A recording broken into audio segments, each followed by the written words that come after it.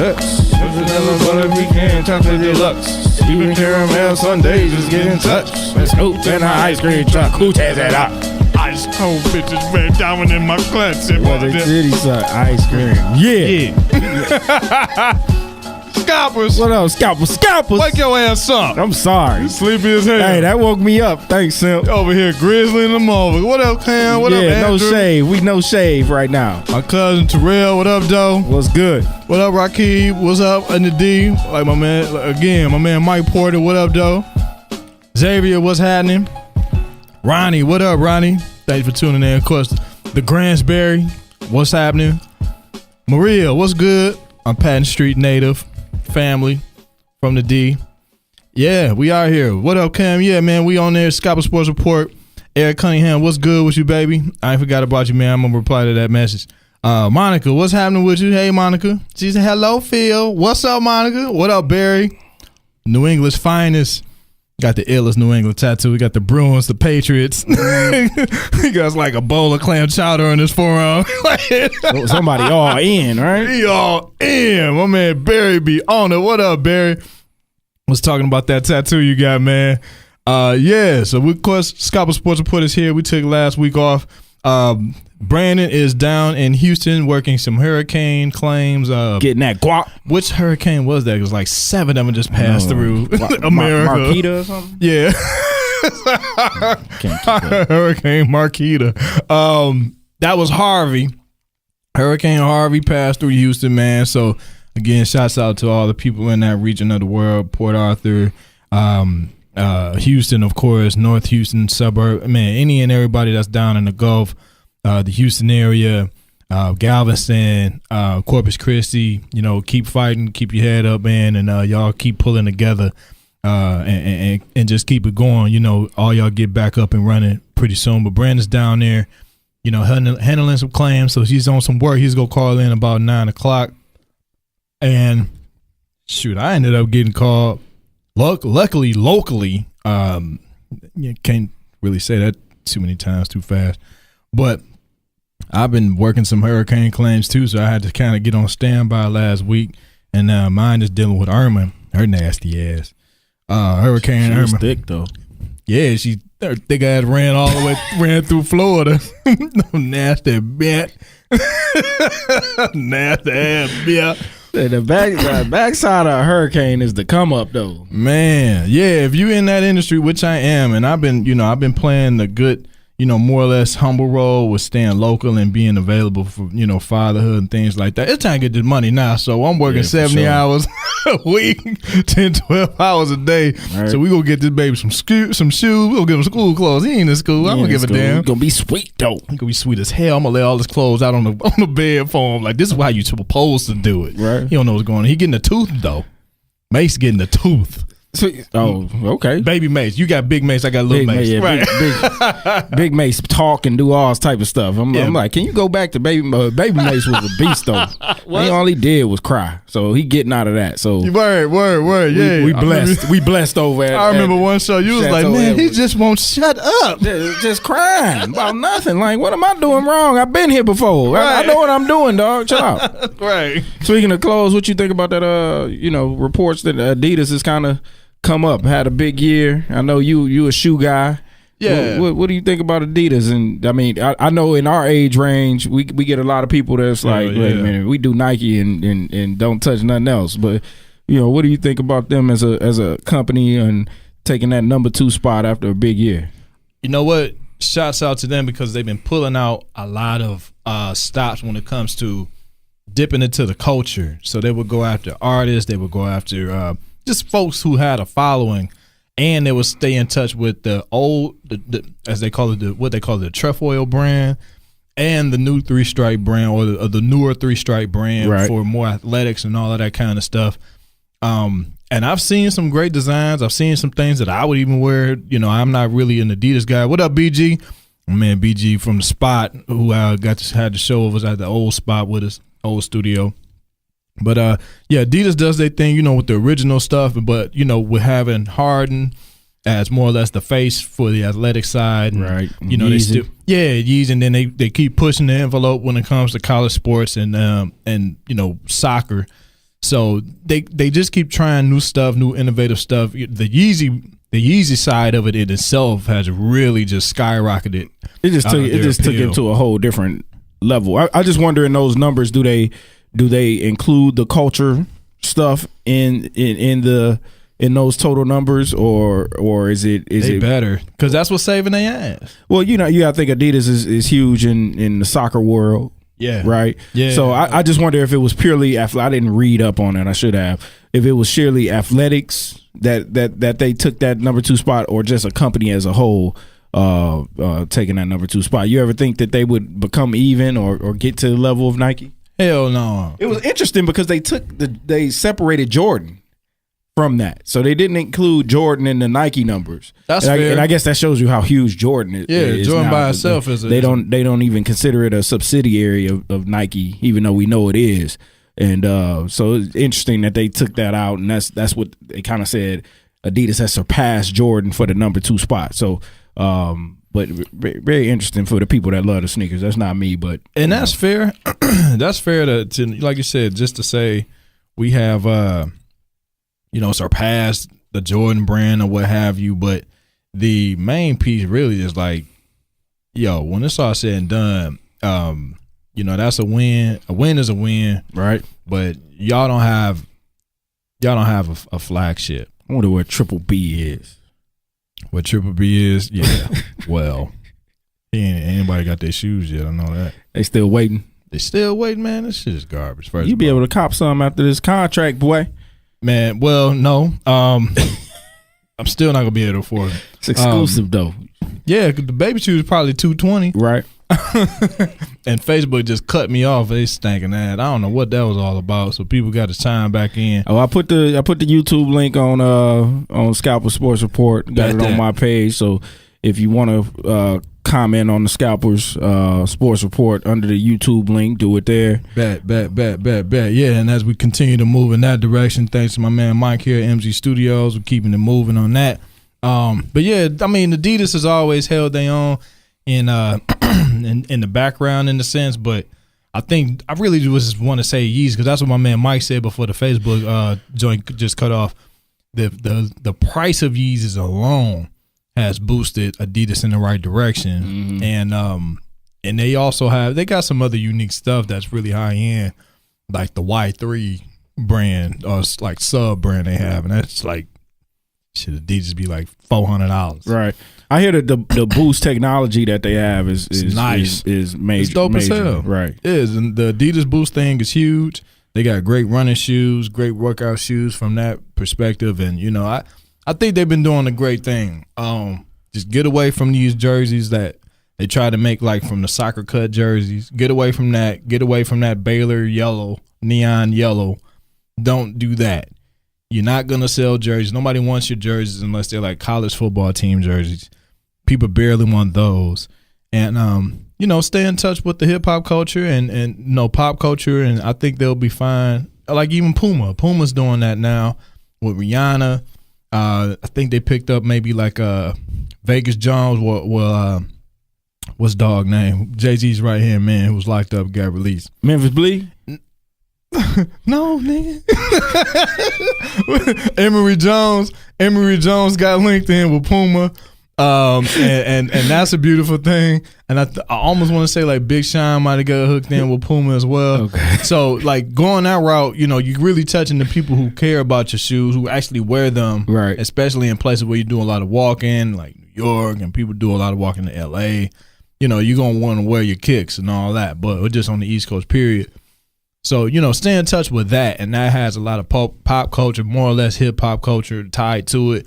Do that, ride that out. And just try to be as fly as possible when it's all said and done. Pretty sure that what about is blocking the hell out of your face. My bad. Oh. But yeah, I think that's dope, man. I mean, me myself personally, after you mentioned those two, Reebok pretty much, they can do. You say Under Armour. I mean, yeah. Then you got Under Armour. Under Armour is gonna do their thing from a training aspect. People are starting to buying their shoes more. Reebok is great in the CrossFit world. They sell great lifting shoes, and everybody kind of got a little bit of a niche within it all. So But I think Adidas is doing the right thing. But I'm still a Jordan guy. I'm still a Nike guy. All that stuff is cool, but I still roll with Nike and Adidas. But shout out to Adidas. They getting more notoriety. Damian Lillard shoes are starting to look better. Dang. James Harden shoes they better spend a lot of money or developing James Harden shoes. $200 million. Hell yeah. Most of that better be research and development so that you don't have legs like Derrick Rose. But yeah, I mean, like I said, dog, it's all good in the hood when it comes down to, the sneaker culture, man. I ain't been really buying them, but I had to fall back a little bit because I'm torn diapers and formula. So yeah. I don't want to buy no. We in the pull-up game, and I'm like, dude, you carrying these yourself. First of all, you know what I'm saying? Look at me. You carrying these yourself, dude. You still need them. You carrying them yourself. You gotta talk to them like you're an adult. No, look at me. No, seriously. Let's talk about these before we scan these. Right. You sure you need them? Right. You sure? I don't want to. I'm not trying to have this conversation later, dog. Like seriously. I done said that the last 7 trips to Sam's Club. Still making them trips. Making them trips, dog. Word. So yeah. But that's good sneaker talk that's out here. I mean, there ain't a whole lot going on in the sneaker world. While we talking fatherhood with me and the fellas, Saturday night, all 3 of us had my 7-year-old, my guys' 9-year-old, 10-year-old daughters. Ended up, those were our dates for the night, and we said, well, let's make a night of this, and ended up ordering the fight.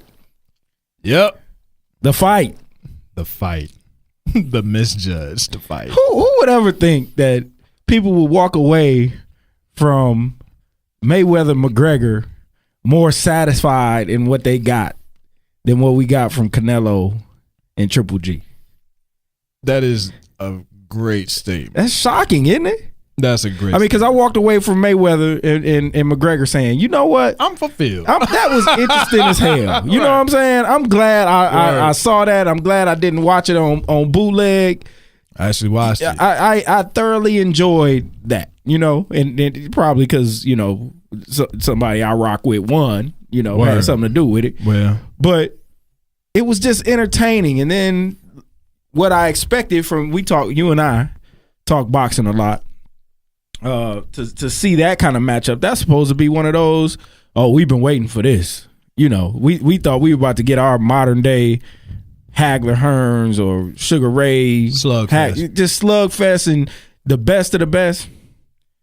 It wasn't. It didn't go down like that. And then to have basically the result thrown in our face, spit in our face. Like, that's the real problem, if you ask me. Like, listen, I hope we sure appreciate y'all coming out and spending your money, but we just wanted y'all to know this was part 1. Like, we really, they're terrible actors, though. It's terrible. 118, 110. What? Like, huh?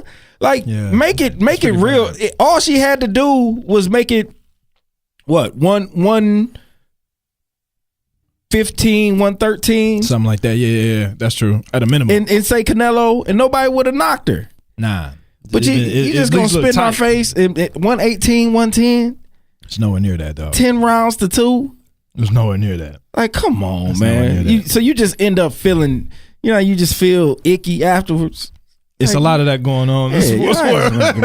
It is. There's a lot of that going on in the sports world. Just make me feel, There's a lot of that going on in the sports world, man. And I would agree with that. It's definitely a slap in the face because I thought we probably would have saw the last of that for a while with Canelo and Chavez Jr. because that was really like just stealing money. Look at? Yeah, just stealing money.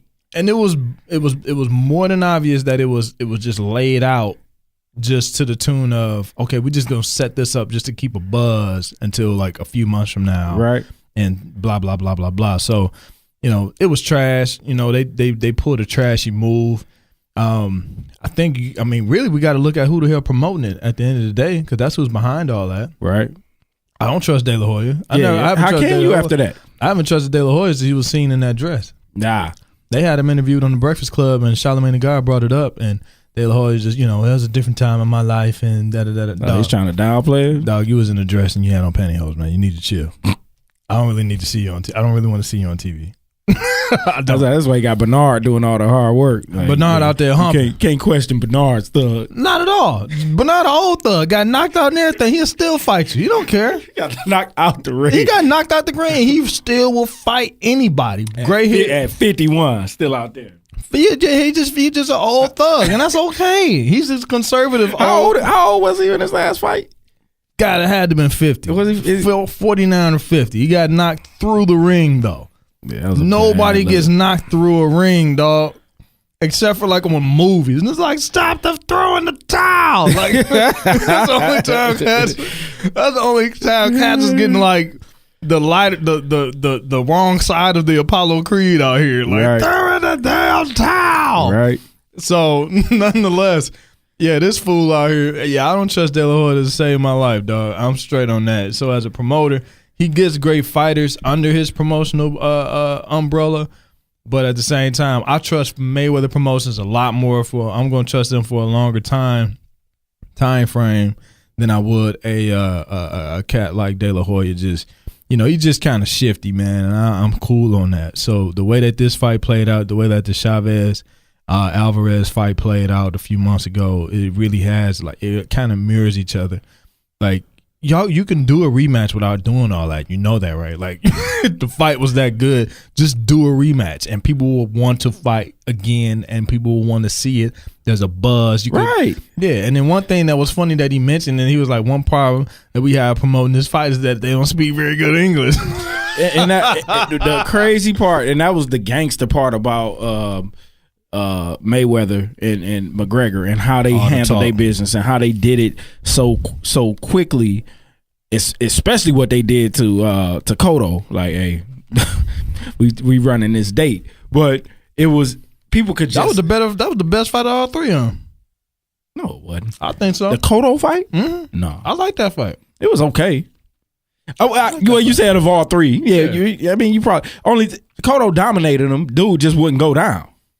He wouldn't. He was eating them punches. You hear me? He just wouldn't go down. Eating them punches like this motherfucker's a cyborg. Right. He was an Asian cat, right? He was made in a lab. A lot of these kids don't know what cyborgs are. Yeah. A cyborg is evil as hell. You can't kill it. Right. Like, dude, still up. Right. I'm trying, dude. Cotto, like, I'm trying to go watch Mayweather.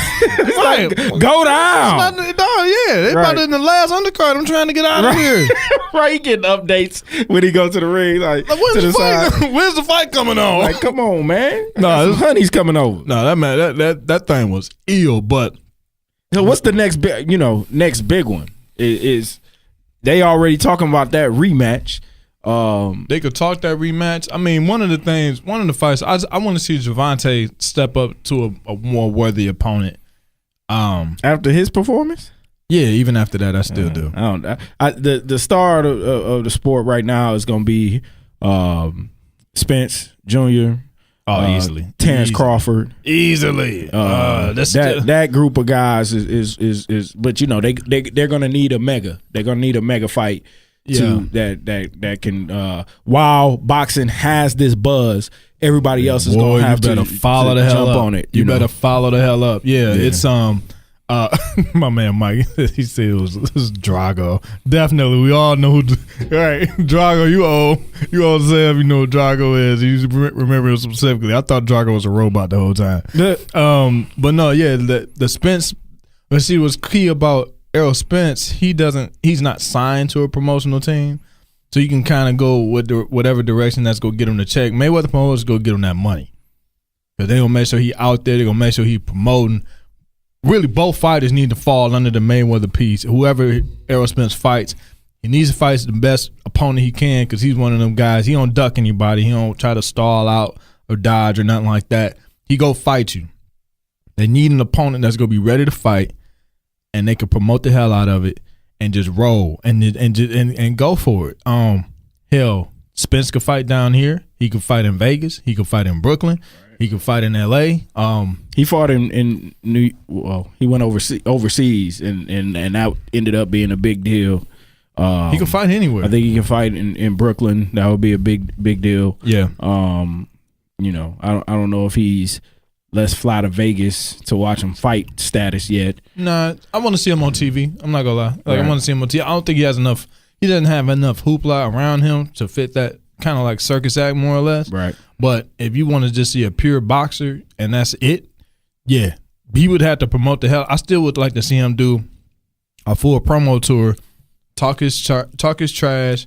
He's not really that kind of a guy, but he needs to start dating a singer or something. Ashanti, who's which new one of them Ashanti? Kardashians is free? He got to get something to get his name out there, because boxing has to come with that extra. You know, you right. You need that. Well, extra. hell, even Mike Tyson had Robin Givens, right? And, you know what I'm saying?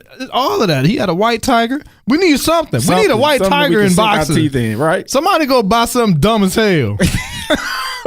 Please, because I mean, I was kind of thinking that we would get some more like kind of like warranted foolery out of what's dog name out of Cincinnati. Anyone can get it.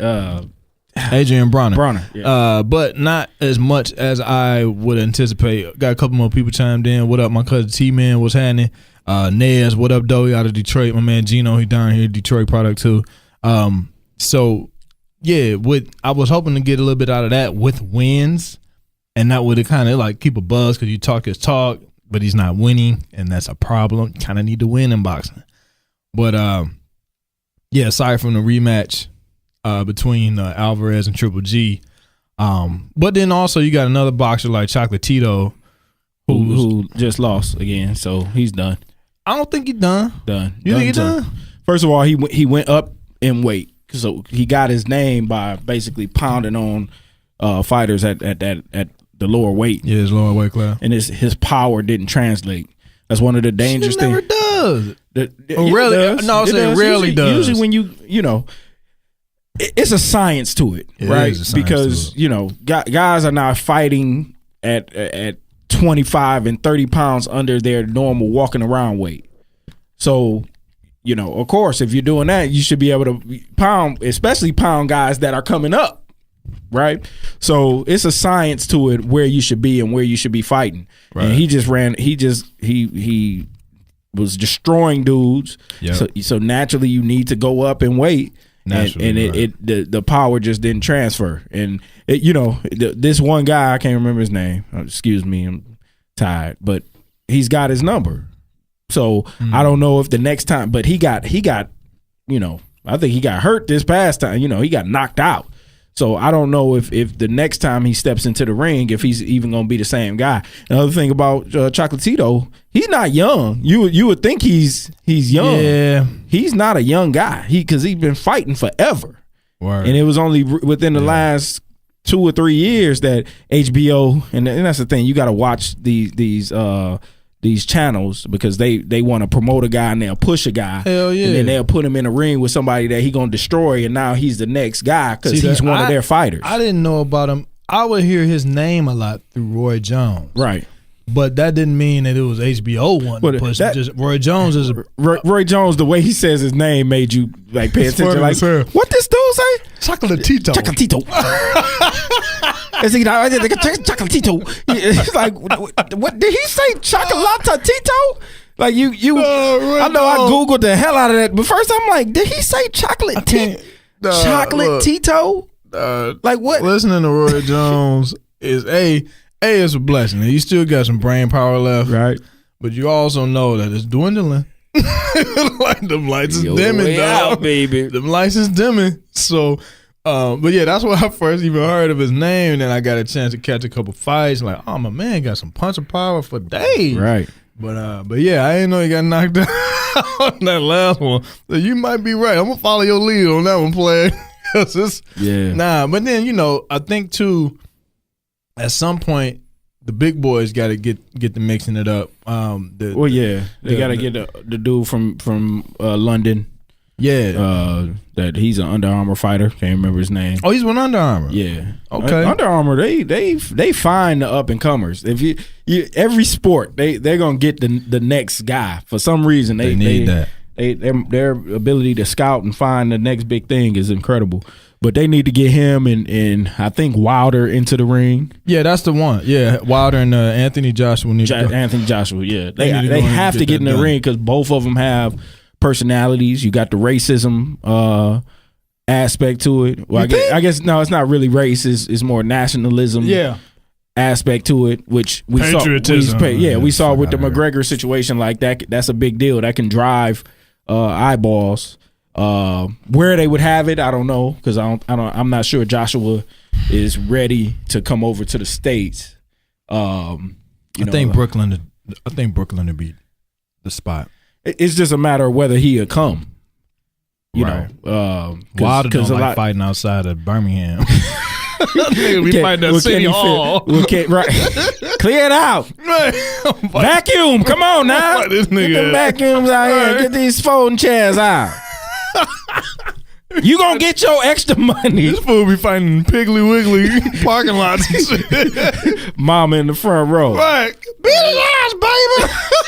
Like, you don't get your mama out the front row. Before Terrence Crawford blew up, that's how his fights used to be in Nebraska. With his ghetto family out front. They used to be so funny to me, man. I remember when I found out about him, like it was a dude. I was meeting some folks at the Courtyard in Addison, right? We about to go hang out. It was a dude in the hallway. And it kind of like country, but it was weird. And I was like, just kind of like peeping them out, you know, pants, short sagging, long jean shorts, got some kind of extra stitching and design. I was like, all right, you know, whatever. I'm keeping my eyes open, head on the swivel. Hey, man, y'all like boxing? Like, yeah, you know, what's up? Man, my homeboy down here fighting, dog. Terrence Crawford, man, you heard of him, man? He knocking motherfuckers out, man. I'm thinking to myself, this your street team, dog? Just in a lobby. Yeah, I was like, all right. I was like, nah, man, I'm gonna check him out, man. I'm gonna keep my eyes open for him. And then when it was the Nebraska piece that reminded me of him, and then that whoever his guy was, who was really, really about his career. Right. Like, that's the boy, that's your homeboy, you need to stick around. But, dude, the wife beater, and, a do-rag, and, some Jabos home. So it's like, not even the good Jabos, ones that had like the different color Velcro straps on them. You know who got a team like that? Who that? Spence. South Dallas dudes with the little afro in the back of the head, the booty in the back. Big dudes that's like, that's my man. It's like, I believe you, like, dog. Oh, right, dog. I totally believe you. I ain't even saying nothing wrong, man. Yeah, man. Okay. So tell him I said what up. Exactly. So yeah, with that being said, Crawford, man, and I wish Darrell was still a top fighter, Andre Darrell out of Flint, man, but it just him and his brother, they kind of more or less mid tier. I'm sure they still those the brothers that the manager went off last time he was in the ring, right? Yeah. Start stoling up. Start firing on cats. I think they lifted that warrant. I would hope so. I think they lifted it. I think they just chose not to come after him. Because he sure did get that dude a two-piece right in the corner. No biscuit. He did the old stand still. Right. He won't notice me. Look, he binked him. Bing. Bing, bing. He won't notice me even though I'm 290 pounds. Right. Standing right here. This is the dude I don't trust. And he be sitting there talking to you, telling me, man, look, man. Bing, bing, bing, bing. I'll be backing up like, cuz. And then missed. He was missing shots. Dude is right there. I think he connected on two. And then I think he called 1.5. And the boxer was just looking like, what is going on? That's how you know how cold boxers are. He was just like, boxers will eat your regular punches. Would eat the hell out of your regular bite-sized punches. Right. Little punches to him is like little fun-sized Snickers for Halloween. I'm like, that's all you got? That's what you got? I just finished fighting. Like, and that's still, I felt nothing. My chin is softened. Nothing happened. Nothing still happened. So let's just hope they could continue to get fights. With all that being said, right. I would love to see Andre Darrell keep fighting. He's a good fighter, man. I think he got too many losses, really. That's what kind of hurts him. But nonetheless, he's still a good fighter. They got some guys out there, but like you said, the heavyweights, some of the smaller guys, but more or less, great punch of power, need to get out there. And I don't know, man. I don't know about that Golden Boy promotion. They get you some good. They put fights together. And don't forget about Conor McGregor. Yeah, he said he want to get another fight out there. I can't blame him because you see the check is there. Yeah. So I commend him because if he can transfer over to boxing and actually win a fight and put on a real show, I'm in his corner. Yeah, I'm in his corner for all the right reasons. From the background stuff, I ain't get caught up in all that stuff that they probably told him that he needed to save to promote the Floyd fight. Right. It is what it is. It still was trash, but nonetheless, I've seen them talk trash to people without any of that, right, and just say, "I'm gonna beat your ass," right, and over and over very again. entertaining, right. So, yeah, I would love to see him fight a worthy opponent. It'd be interesting to see what his numbers are for his next UFC fight, because he may say, you know what, it all depends. Weigh it out. $5 million ain't quite cutting it, dog. 15 though. I can go get this 15. 20. If he can get 15 out of UFC for less time, go get it. But you think they're gonna make that kind of jump to the point where he was the biggest star in their sport, and he was getting, if you believe what was put out there, that $3 million was his biggest payday, right? That his presence alone is gonna make their payouts go up to a 15 or to a 20? Hell yeah. You think so? I think so. So Dana White got to come off that bread, dog. That's the problem. Oh, so you think the money is there? It's just gonna be Dana White he is the gets problem. more of a piece. Hell yeah. I don't know if and I don't either. I don't think they're gonna do that. I don't see it in his eyes. Yeah. I don't see it in his eyes or the way he be unbuttoning for his buttons in his shirt. I don't see it. Yeah. Dana White look like a sleaze bag to me. I don't see it happening. He the Don King of today. But Dana White, he's not even ownership anymore. Like he sold his ownership piece. And so now he's just like in a president role, as far as what I understand. I'm sure he still got stocks. Okay, so right, all right. So let's say to that effect, if it's from a UFC perspective, but I know he had his hands in this fight in this boxing match. Well, but from a UFC, he was the front man for the UFC side. If nothing else, if nothing else, I would say that it's just a matter of if UFC's go come off some of that money because Conor has even more of a draw now. He got even more of a draw. But if they go come off, what went down is that going to cause people to say, "Oh, whatever McGregor's doing, I'm tuning in." I think so. You think so? I don't know. I think so because I mean we've had MMA fighters on the show, right? And still never quite got into it. You know what I mean? So nah, I don't think the next MMA. You know, like I didn't watch Bones Jones, and Cormier. Nope. Wasn't interested. That's two brothers. I wasn't interested. And, you know, come find out that John Bones Jones. Should I get it right? He's saying his name like you his uncle. What they call you now, boy? John Bones Jones? That he was juicing again. So, you know, who knows what. Do you watch Kingdom? You ever watch Kingdom on it's like on a DirecTV channel. So it's people that got DirecTV. Really, really good show. I don't know if it got renewed, but it basically followed the MMA family. And even after watching that and really being into it, I never really fell in love with the sport. So I don't know if we know if McGregor gets back into the boxing ring, people are going to want to see it for sure.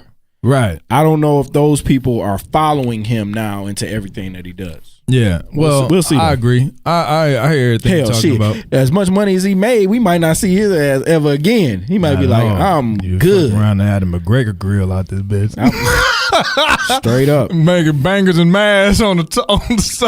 Straight up. In 15, I can't do the accent, but in 15 minutes, you can have bangers and mash for the whole family. The fucking... Put the fucking burger on the... Put the fucking burger on the grill.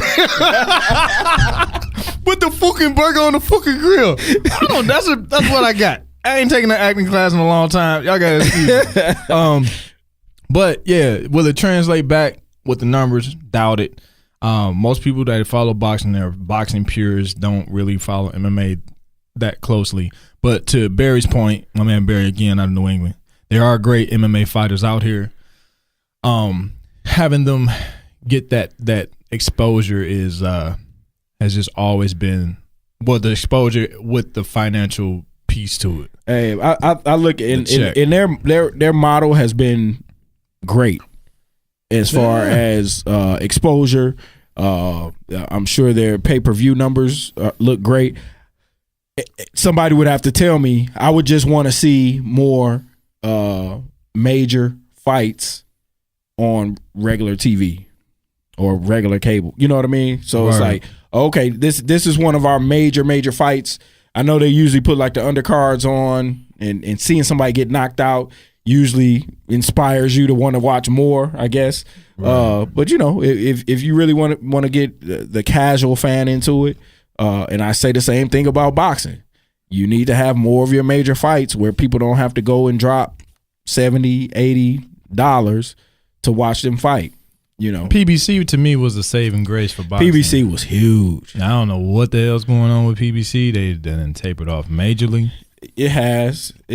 Maybe it's a sponsorship. They really came out the gate strong. Now they had really, really good fighters going up against each other, and they was like, normally we'd be making right $65 they see these two, but the pay-per-view just got out of hand. So it was I looked at some numbers to see how much Al Heyman is worth.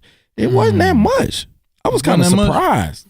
I was stunned. I was stunned at how small an amount, especially because his career just wasn't boxing. He was big in entertainment and all that stuff. True. Promoting concerts for years. He's an OG in the game. Maybe they just don't have accurate information on him, because I was stunned. I'm talking about less than 20 million. I'll be willing to guess that, because if you're dealing with a lot of concerts, that's a lot of cash. True that.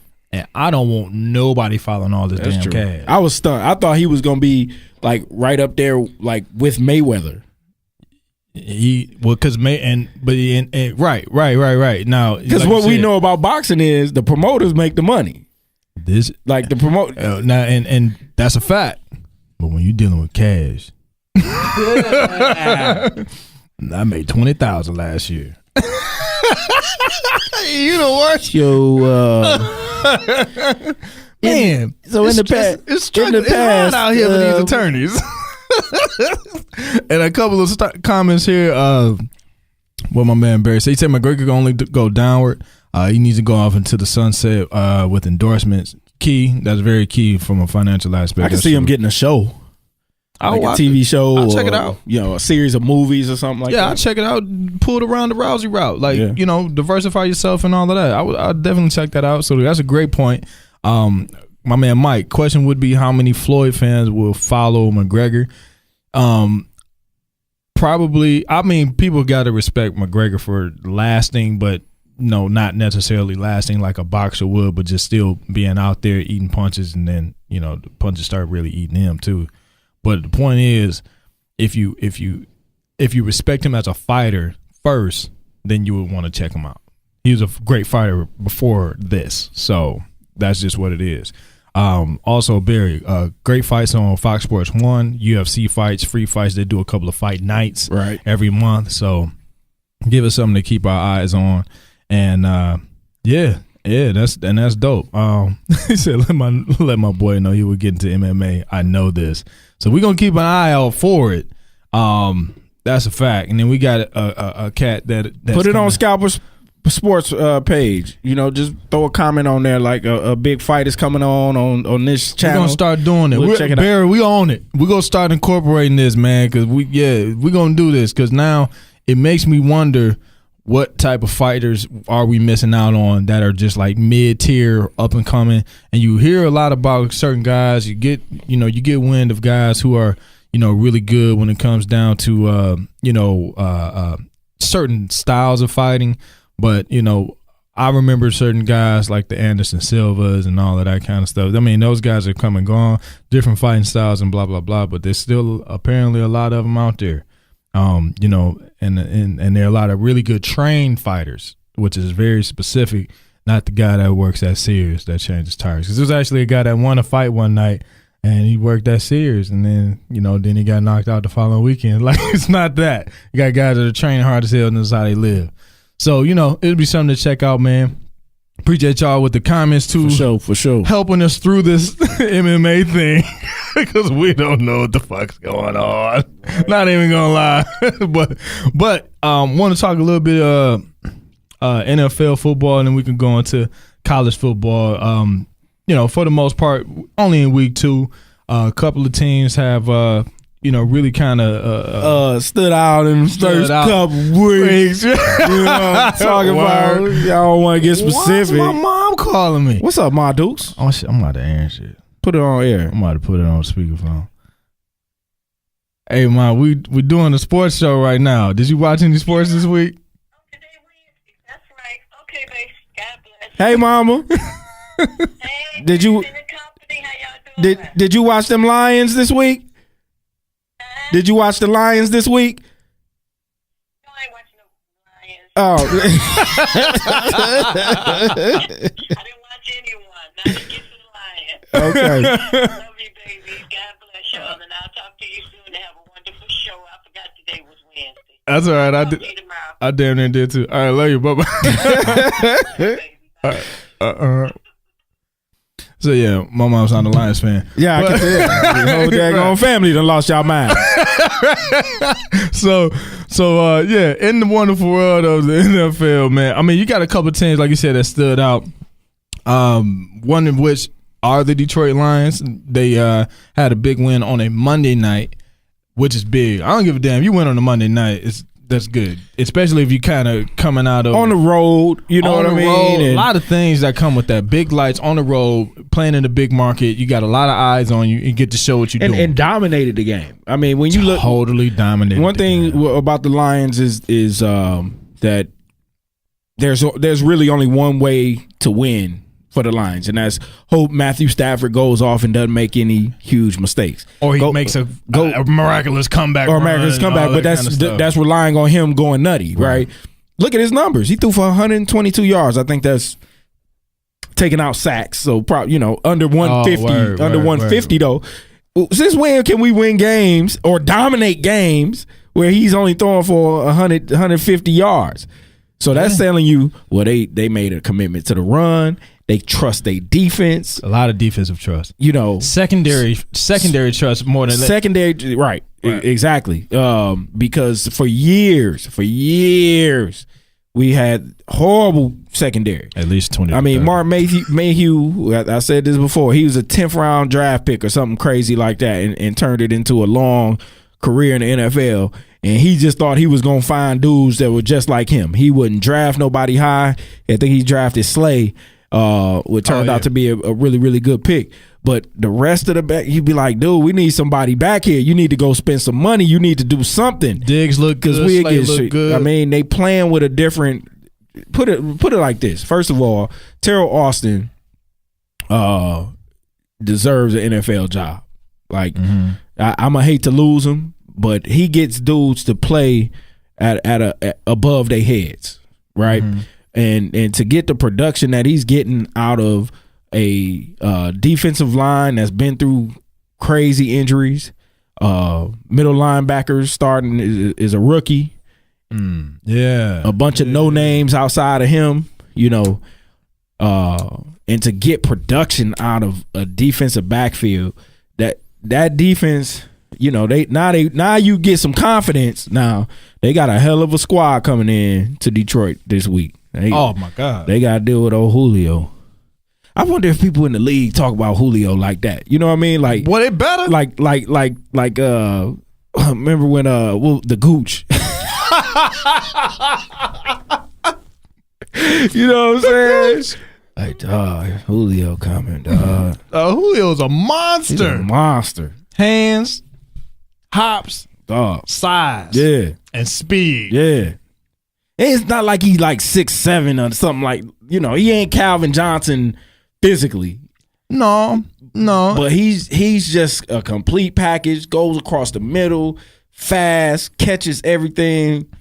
Footwork is outstanding. Everything, yeah. So we about to get a test for, and plus it's not just him. Sanu is a physical receiver.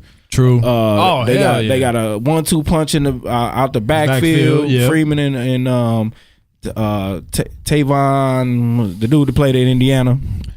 Can't remember his name. Fair enough. You got the first name. But you got the first name. But I mean, that's a squad that's coming into Detroit. That's good. That's really the big game of week 3. It really is. Because both teams. There's no doubt about it. There's no other 2-0 team versus another 2-0 team. So there's no doubt about it. Somebody's gonna come out of there. Happiest in Detroit. Y'all better show up and show out. Yeah, and be that's loud. Real. That's real. Give that defense an advantage when they got to go up against them boys, because they need every ounce of help that they can get. Yeah, and that's that's a big deal, like you said, man. And I don't know if the casual Lions fan who just shows up at the game because it's the game, but you gotta show your ass on that game. Yeah, for sure. This is bigger than a Monday night game because this is proving what the rest of your season is going to be. Test. It is a litmus test, and our schedule is brutal. Like when we first looked at our schedule, we were like, man, if we can come out of the first 4 weeks 1-3, we might be all right. It was. I mean, it's that kind of schedule. Yeah. Of course, you never know until the product gets out of. Who would have known the Giants were going to be god awful? Because they had on paper it was like the most deadly receiving core out there. One of them. Who would think that the Cardinals can't move the ball? Crazy. All of a sudden, just can't move the ball, and that Larry Fitzgerald is their primary option. At age 97. At age 97. Props for still being in the league, but he should not be your number one. Well, part of it is David Johnson went down injured. I know a lot of fantasy people out there, probably drafted him number one. Oh, of course. He a thousand kind of guy. Of course. Oh my God, that's crazy though. Yeah. So him going out is huge. Like, don't get me wrong, but absolutely. You would expect with the type of talent that they have, with the offensive mind that their head coach has, that they will be able to move the ball. So the Lions got lucky from that standpoint, but at least they went out there and dominated those games, and that's really what you're seeing. They're not eking by. They're not playing down to the level of their opponent, which they've done for years, stuff like that. So a great litmus test for the Lions this week. We got other 2-0 teams. Your squad. They going to Chicago. Just go down there and get the hell out of there. Go down there and take care of business. Get the hell out of there. Come up. Clean, nobody get injured, that kind of deal. Yeah. Go down there, knock. But the interesting thing is, people talked about Mike Glennon, and Mike Glennon is Mike Glennon, but he threw for a lot of. Now it might have been a situation where he gave up a pick six and they got down, so they had to throw that thing. Right. But people in Chicago talking about Mr. Trubisky, but he threw for 300 yards. Yeah, Mike Glennon ain't looking bad. I mean, the stats are the stats. They ain't not looking bad at all. I don't know if he's the right leader for that team or if they even have enough talent, but Steelers are going into Chicago this week, so expecting to come out 3-0 is interesting year after year. I mean, hell, look at T.J. Watt, right? Word. Just I mean, he's made is old boy still on the team, Harrison? Yeah, he don't play though now. Well, you know what? You know how it is. You got a cat like him who's going to be, a every other down type of thing. You know what I mean? But they don't need him no more. They don't, but it's just great to have. He'll be in the organization. Right. But, it's just like. I mean, if you got to go to a backup. Hell yeah. Or save him towards the end. Old strong dude. Yeah, save him towards the end. You should just play nose tackle. Damn. He's strong enough. Hey, low-key, that'd be gangster as hell. And you never know. They might get creative towards the end of the season. Just could you imagine him pass rushing from the nose tackle position? That motherfucker is crazy as hell. And that could happen. So, with something like that, TJ Watt coming out the gates ready, first of all, he got a motor like his brother. He ain't got the size, but you don't care. That don't matter. It's football. Shazier is staying healthy. Thank God for the first couple of weeks, because that's been a problem. Big fella's injured, right? No. He was out there. What's the play? He's an Ohio State guy, right? Yeah. He's healthy, right? Yeah, he's good. Okay. Yeah, he was good. I mean, everything's pretty much. What's young boy from Cleveland been doing? At the corner.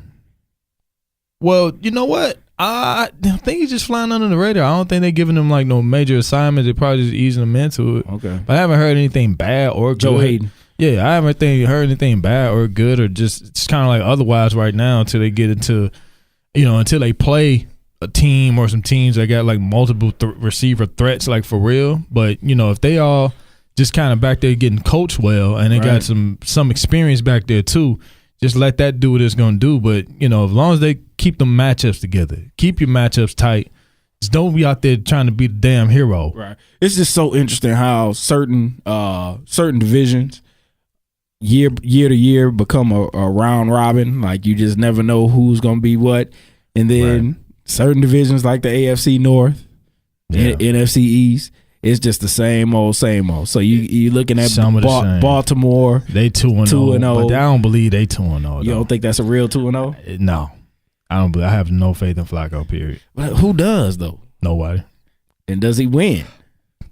Like, defense, he the kind of guy that the front office like, dang, we just wish he'd fall off so we can get him on out of. I mean, what is Cincinnati thinking about Andy Dalton right now?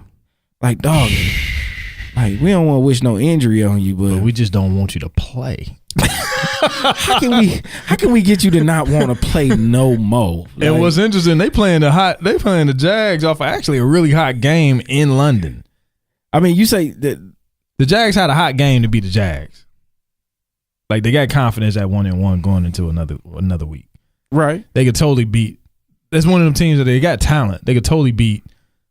They could totally beat the Ravens. The Ravens. That's going to be one of those games that, you know, whoever gets out early is going to be a wrap. Like pretty much. Like, so one team is going to be happy that they over in London, and one is going to be like, man, whatever. So one thing go wrong and it's gonna be Rap City. So, but at least the Jags can move the ball. They got Leonard Fournette. They try and run. Yeah. They got them young boys on defense. So we'll see. The Ravens they blew out Cincinnati and Cincinnati beat Cleveland stinks. in the first 2 weeks. Stinks. So they basically show the distinction between the haves and the have-nots in that division already. Period. Week 3 already. Yeah, and it's a battle between the two teams. It's the same as it always is. What week do they play? Actually, it's coming week up. 4.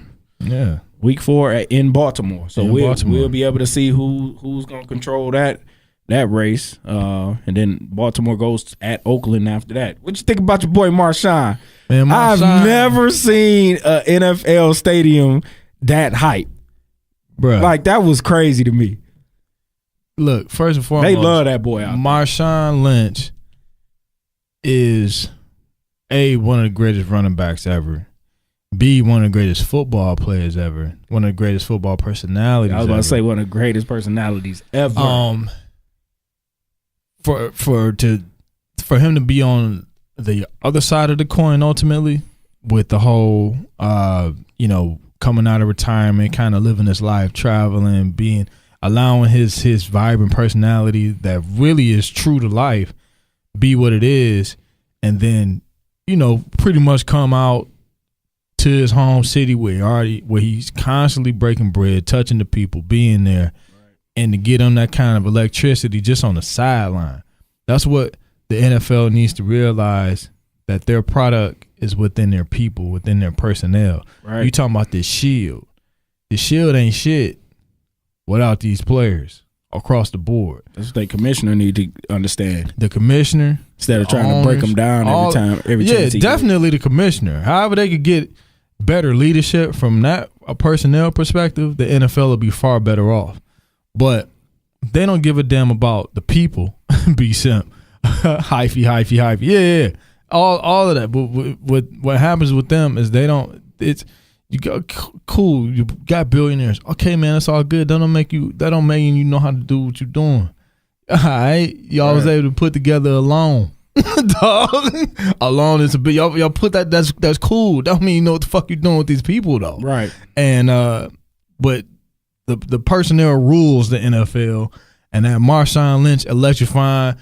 Shake them dreads, hyphy, dance on the sideline, the whole nine. That's what lets you know what's really going on in a sport like that, with guys with no guaranteed contracts, right. With guys who could totally lose their whole wad because they can't get off an injury, like a Robert Griffin. Nobody want to touch Robert Griffin no more. We talking about one of the best college athletes we ever seen, right? But he can't get off of an injury. So, when you see a guy like a Marshawn, who really was on the total opposite end of the spectrum a few years ago, didn't want to talk, didn't want to say nothing, and blah, blah, blah. But he just so masterfully handled that entire situation. Like, we get so caught. We spend so much damn time talking about, well, will the regular fans, and we got Simp coming in, I think. Simp. This nigga down there eating French. He's trying to lick his fingers. You think he's slick, though? Right? You think? What did he go to the game? But what I was saying, be Simp. Maybe not. Well, I was saying we spend so much time trying to make enemies and bad guys of these players, and we spend so much time talking about it. And I understand that draws eyeballs to it, but at the end of the day, like, those stories shouldn't be dictating the game, right? That shouldn't be the headline. You know, I don't want to talk about Zeke Elliott anymore, like, because there's nothing to talk about. It's just it shouldn't be. You know, and I've said for years, I remember, and Bomani, I want to give credit because he said it today. I don't want nobody thinking I'm just swagger jacking. Right. But Bomani said it today. This is all a byproduct of Roger Goodell and how he chose to manage this league. Yeah. When he came, I tell people this all the time. When he first got the job. That's when Pac-Man was going nutty. You know, they started talking about the arrest more so than what they did in the past. And I remember Troy Smith, the quarterback for Ohio State, that was I believe he was with the Ravens at the time, or with San Francisco. Right. It was at the rookie symposium, and he stood up and asked the new commissioner, it was his first year. He said, "Listen, what I don't understand is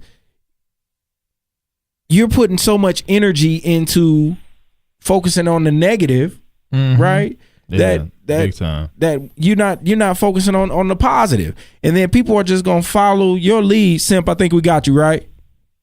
I'm here. What up, though? What's up, baby? What up, though? You down there in Frenchies? You think you slick? I'm not at Frenchies. I just left. Which strip club? No, I'm not at strip. Shut up. I left Bayou City Seafood and Pasta. That's where I'm in their parking lot right now. Is that in the hood, Simp?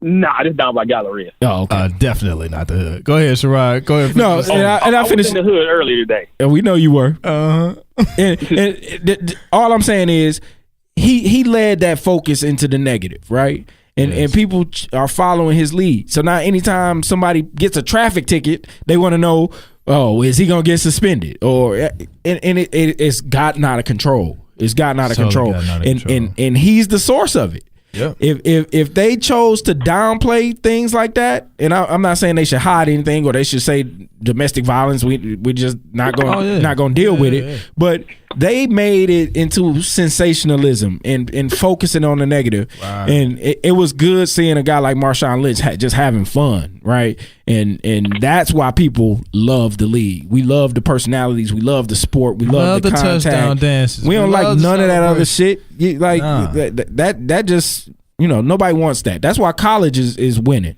Yeah. Because college is all about pageantry and coaches and styles and you know, athletes that are better than other athletes that are out there. So they showcase them. Go ahead.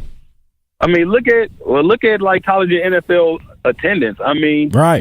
The environment, the atmosphere of college games is 100% better. NFL games, even if you don't have a good college matchup, it can be your middle of the road Power 5 team, but a big time team is coming in, or a big time power. We'll use the SEC for this one. So this week is Vanderbilt and Alabama. Normally Vanderbilt isn't very good. They 3-0 right now. Oh, it's gonna be a hype ass game. Yeah, that game is gonna be hype. One is because Bama coming in, but Vanderbilt fans is gonna be there to show out. Man, you get some of these matchups in the NFL, freaking San Fran versus the Chargers. Right. Who want to pay to watch that? Nobody. Look at the stands. The stands be empty as shit. Yep. Nobody trying to watch that, man. That's because the fans, you feel like you're getting cheated. But also the experience, because of HD and everything, the experience that you got with football, you get it in your house now. Yep. Because I can see it in 65 inches of clarity. Yep. You know, I ain't got to go to the games. I ain't got to worry about paying, you know, a whole fifth a Henny for parking. 40, 50 bones. Shit, it might be, you know, this and that, you know, right, exactly. Yeah. So it's just a whole different vibe. But people will do that for college though, because it's a whole. You're getting a whole different atmosphere, passion for the game. Well, you know what? Also with college though, because college is more about your love of the teams that are playing, right? Because you know, like me and you, we love Michigan, right. So we watch Michigan games and we hype. Even when Michigan ain't playing well, we're mad, but we're still into the game. Right. And also, it's just you got college kids there, so that they give you that boost of energy. think about, like, if you get some NFL games, man, if the game, they pan around the game, it be dead as hell in the stands, and people on their phones and this and that. Right. So it's, look, like I say, the NFL, they got a major problem. The product itself is lacking at times. and that's one of the other things we talk about. That's simple all the time. One of the beautiful things about college, just look at what we went through last week. What was that? That was a big dog Michigan team, and we can call ourselves big dogs now because of our coach. But we a big dog Michigan team, and guess who came to town? Air Force. What does Air Force run? A damn triple option. So you will never, like three teams in the college that run that. You would never see anything that innovative or different in the NFL. What does the NFL do? Nah. NFL, they'll do two tight ends. Run on first. Run on first. They'll third and long. We know they're gonna throw. Right. My bad. If it's too long, 3rd and 19, we're gonna hit you with a draw play. Exactly. Right. It's pretty predictable. Nobody's running any option. Nah. The screen game is very, very basic in the NFL. It's not a lot of ingenuity. It's not a lot of ingenuity, and that's because it's all about football, and they play football all the time. They're not doing it. They don't have to go to class. There's no limits on the amount of time they practice. No limits on how many coaches you can have. So they know everything that everybody does, and everybody runs the same stuff, and they got the analytics and all that stuff. So I understand. Well, you also then you got those football guys, and this is my offense that I run. I want this type of person in my offense, and this person they may give me a run pass option, but I want somebody 6'4" who can sit in the pocket, read defense. Because this is the offense I've run for 30 years, right. And I've done it on this level, and this level. This is what I'm going to do. Right. So you don't have room for them to be different. It ain't. That's what. No fun league. No fun league for sure. Can we say that the fact of, like Sherrod was talking about, the offensively, both of you guys. Offensively, things are just more or less bland in NFL. It is. Can we just say that we got mediocre coaching, period? I think it's just mediocre coaching across the board. Well, I think some of it's mediocre coaching, some of it's mediocre players. Mediocre bad players. Mediocre quarterbacking. It's a lot of bad quarterbacks. Definitely. The one thing that we're seeing more is the athleticism on the defensive line. The offensive line athleticism has not advanced at that same rate. I mean, you got guys coming off the edge, and I mean, look, did y'all see what come help me out some killing Geno Atkins? That's Cincinnati's defensive tackle, right? For Cincinnati. Did you see what he was doing to people last week? Like, dude, did you see Ziggy Ansah murdering Eric Flowers every time around the corner? Or vice versa, Greg Robinson having to hold every play. Got like 4 penalties. Because he out there getting smoked on the edge. By Olivier Vernon. So Olivier Vernon is a high-class athlete. You know what I mean? Ziggy Ansah is a freak. Yeah. Geno Atkins should not be able to move like that. Aaron Donald should not be able to move like that at 300 pounds. That's crazy. And so the offensive lines in the NFL, for whatever reason, I don't know what it is about offensive line play or coaching, or the fact that the schemes require them to do more one-on-one block. I don't know what it is, because they want to put more people out and spread them out a little bit more, so they're not using chips and tight ends, and there are no fullbacks anymore, so you don't have a fullback back there that's helping you block. But it basically it's just unfair. It's unfair at the line of scrimmage in the NFL, and we even seeing it in college. For some reason, college level offensive line play has been lacking. So to answer your question, go ahead. No, go ahead. I just think that answers this question more than just being simple and saying that they're not smart. I just think that the level of athleticism has not increased on both sides of the ball. Well, also think about it like this: with so many colleges, the offenses they run these high tempo offenses, spread offenses.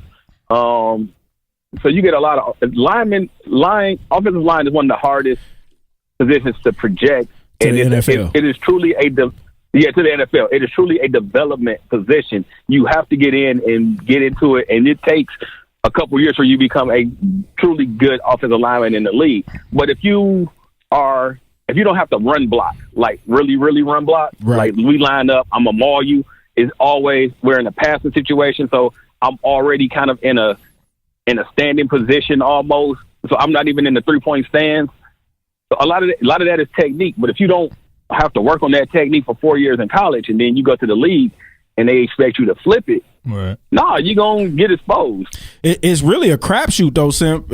Like, I wish it was as easy as saying, "Oh, because all these teams run spread in college." No, that's true. Because you get the players out of Alabama. They yeah, pass them off all day, and they get to the league. Linemen go to the league. They can't do nothing. They become solid players. Yeah, like Cyrus. What's his name? Cyrus Kouandjio, who we hoped could come in and fill in for Taylor Decker, and he got cut.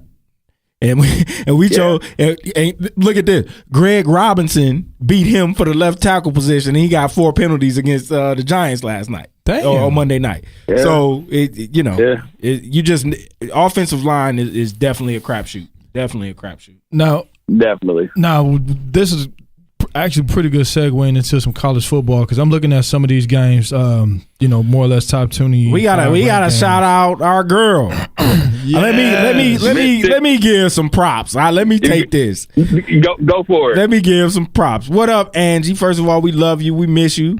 But them Bulldogs, I mean, what can you say? I ain't watch a lot of the game. I had my eye on it. We was too busy trying to figure out how to order the fight. But I looked up at the score and it was like 37-7 or something like that. Yeah, I mean, two things. That cowboy was ringing, baby. Two things I take from it. They got a legitimate quarterback. Yeah. I'm a fan and bleed maize and blue, so I am dealing with a quarterback issue right now. You are dealing with a quarterback issue, so I am envious of any team that has some high level productivity from the quarterback position. They got a really good quarterback. And they went and played a team. They went and played a team that year after year can't get the quarterback position right.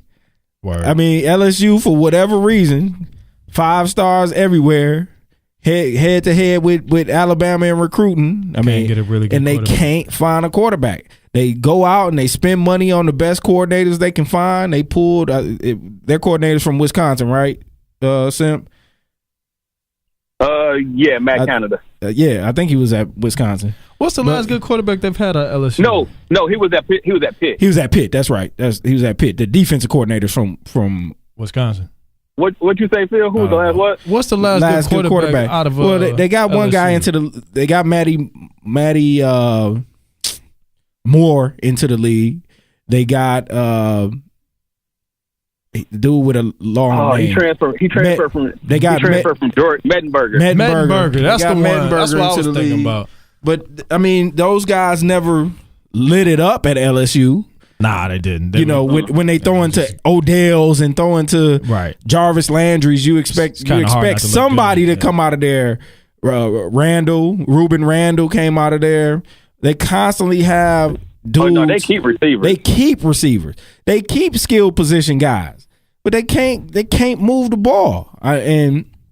That's just flat out embarrassing to get beat like that. They go into a major, probably one of the top 2 games of this week. They go to Athens to deal with a new and improved Georgia team that seems Mississippi like State is. Yeah, that's 2 3-0s right there. Yeah, and Georgia is trying to show that they're going to be in the conversation to get blasted by Alabama in the SEC championship game.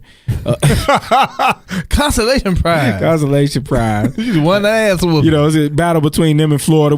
Us Michigan fans are kind of have somewhat adopted Florida having a we want them to improve and get better. Yeah, so that win looks better and better towards the end. And they had a unbelievable end to their game against Tennessee. I mean, you can't even call that a Hail Mary. They just ran a route. Yep. Yeah. Got behind the defense. Was the safety sitting there just looking at the ball and then forgetting what was going on. What the crazy fool was part is, they fool was snapped the launching. ball with like 6 seconds left, right? Poor clock management leading up to it on Florida's part.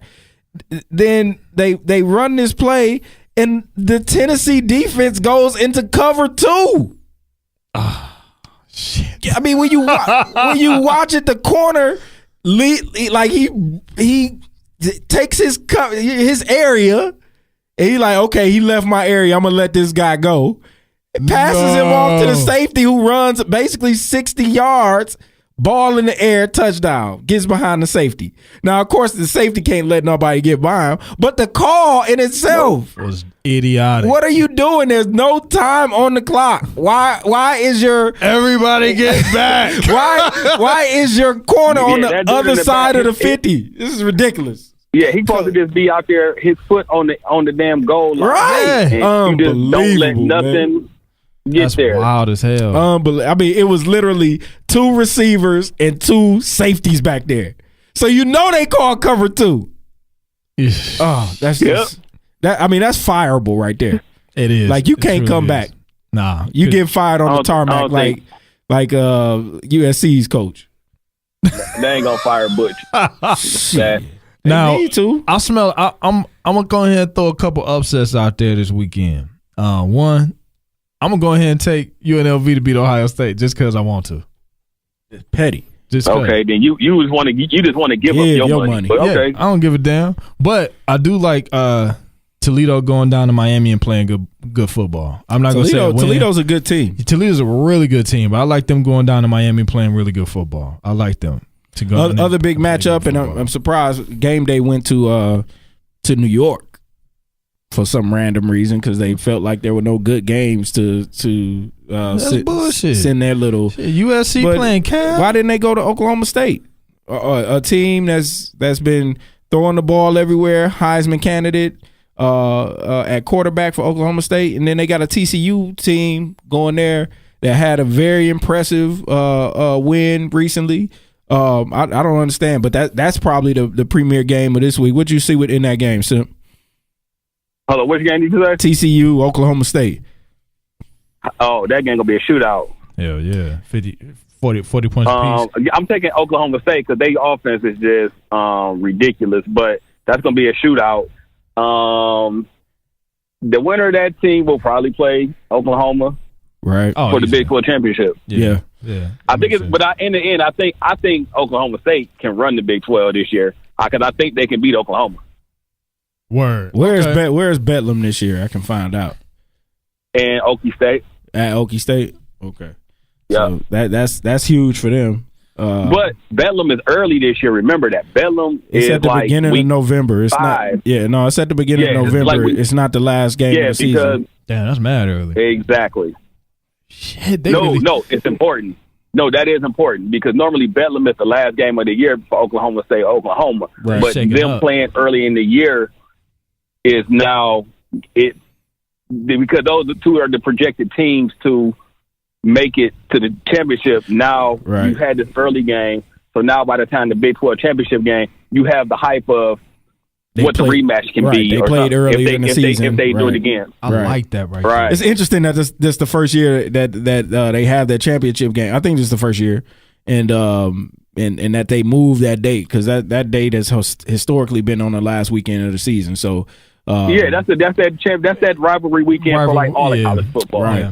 Yeah, that's dope though. I mean, I like the change ups like that. Like you said, it gives. they better not move Michigan and Ohio State. I Nah, don't give a yeah, damn. I think it's too much They behind wouldn't. that. No, one. they don't have to. They wouldn't have to because I mean, shit. Whoever win the Michigan, Yeah, Ohio it's in State game, because we're in the same division, yeah, so he wouldn't have to. and we've Right. been taking L's on that too long. Look, dog, I don't want to talk about that right now. Now, We'll talk about that in November. Another good game. You stupid as hell. You got Washington and Colorado both at 3-0. They're playing. Give me Washington. Yeah, Washington is going. I don't know if Colorado is as. I mean, they lost their quarterback, who was pretty good last year. So they're probably taking a little bit of a step back. Right. That wasn't supposed to be the premier game in the Pac. What is it? Pac 90? No, Pac. I mean, Pac 15. Pac Something like that. 70. Anderson Pac. That wasn't even supposed to be the premier game. I mean, both UCLA and Stanford it just kind of happened. lost last week. It just kind of happened. You know, we need UCLA to continue to lose because Michigan ends up recruiting a lot of the guys that, we never UCLA, we right. never seem like we're in it for the guys that end up going to USC, but we always come out on the back end against with the UCLA guys. Really? So yeah, and they took our tight end this year, so we don't like them. We want we got a quarterback in the next class that we want them to decommit from UCLA and come to Michigan. So we know how it is, man. It all kind of depends on how Michigan does. Yeah. Because a quarterback, a well-recruited, a highly touted quarterback will just be so ready, man, for a real key. quarterback in Ann Arbor. Like we been through enough, man. Yeah, you have. That's a fact. That's a fact, dog. It's been a long ass time. Long time. Who was our last great quarterback? Great quarterback? And we had Denard, but we don't count Denard. Who was our last great quarterback, Sim? What's dog? He's still about to say Henne. Yeah, Chad Henne. That was a good stretch. I think they underutilized him because they ain't let him throw. Wouldn't let him go. They wouldn't let him throw. He had all them crazy receivers. Yeah. By the time they let him go, it'd be too late. We'd already lost our 2 games of the year. That takes us out of now. Y'all want to open it up? Then we open because think about it. They had to open up the playbook against Florida in the bowl game. They did it against Michigan State. Remember, that's the comeback game where Braylon went nuts on State. Right, yeah, he did. And you had Avant, you had Breston. Yeah, I saw Jason Avant. What about Notre Dame? Wasn't that the Notre Dame game? Was he there with that Notre Dame game as well? No. Braylon calling in the back of the end zone? We were just mopping Notre Dame at that point. Right, they weren't a problem. The close Notre Dame games was under Rich Rod and stuff. Okay, I got you. Yeah, we definitely need a quarterback or somebody to step up. So I haven't talked to you since you've been gone getting that guap. Guap season. But tell me I'm missing something, man. Like, I listen to Sam Webb. Shout out to Sam Webb, the voice of the people for Michigan football. And props to him. We appreciate you, Sam. But Sam drinking the Kool-Aid, man. He Will Space? Yeah, he the Michigan football apologist, man, because he got so much access. He wouldn't dare say nothing bad about the program or any individual. Well, I know that part. That's the beat writer thing. So, right. You ain't gonna. Yeah, you can't badmouth. Right, you can't trash it. Yeah. But he's shutting people down. That's coming with the actual factuals. This dude been a quarterback for 2 years now. Kids don't know what actual factuals are. Hey, we hitting them with these 90 terms today, baby.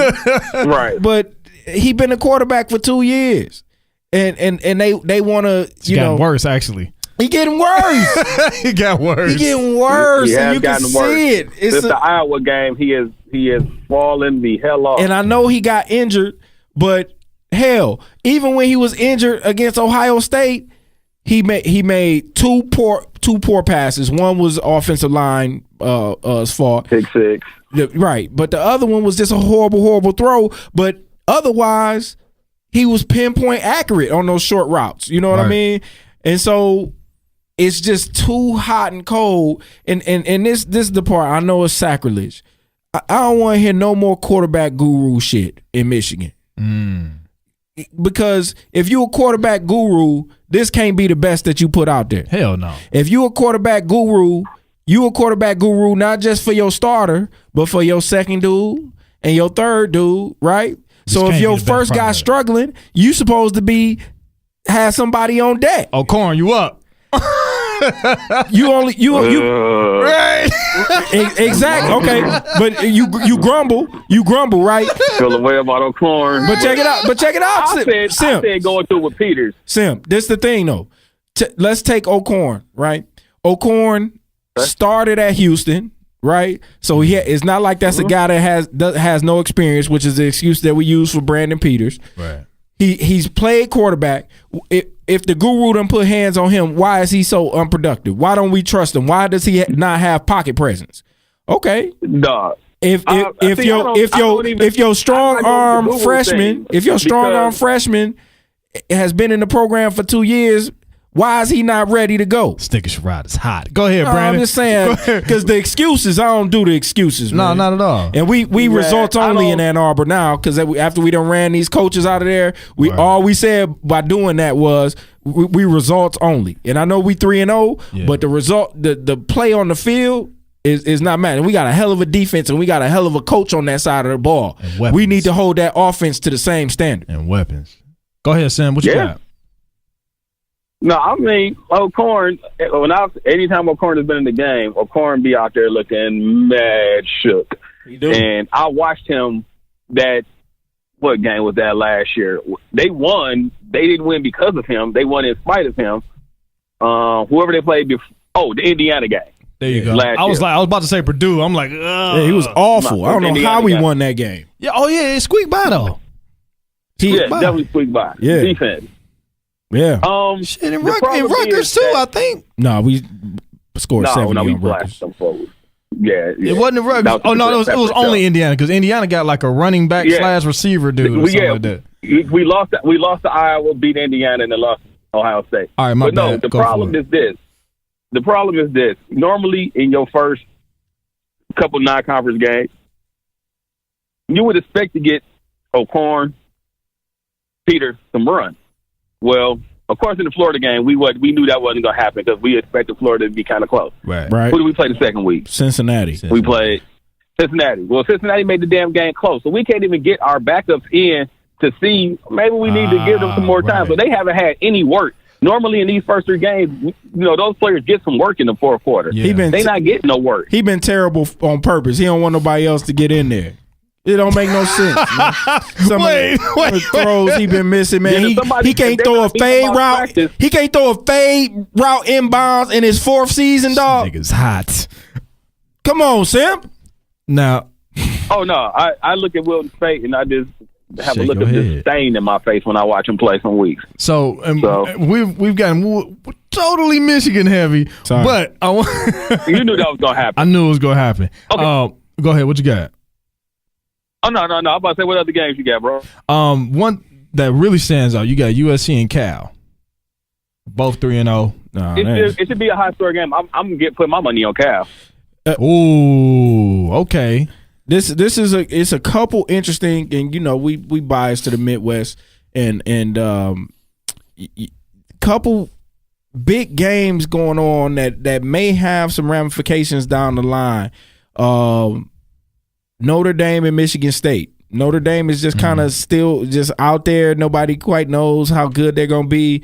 And Michigan State, nobody knows. The pollsters still think that Michigan State is good, even though us that are kind of in the know that they're going to be garbage cans. So it's going to be interesting to see who kind of rises in there. And then the media darlings Big Ten team that everybody loves, Penn State, has to go against an Iowa team that nobody likes to play. What you think is going on with that?